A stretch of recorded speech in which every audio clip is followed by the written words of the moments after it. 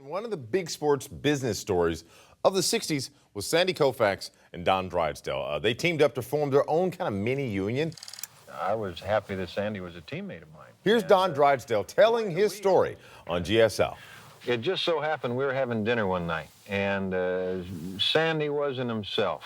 Something's wrong. So he said, well, I'm going in. He said, I'm talking to the front office, talking to Buzzy, talking about the contract. And he said, you know, can you ask for this if Don only wants this? So I said, well, when did you talk to him? He said, today.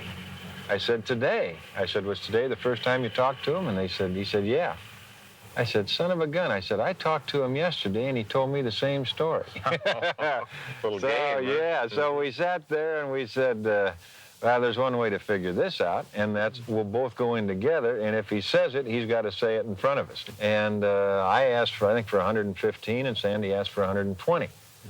But I think if we're ever going to do anything, it's hard to negotiate, Steve, without power.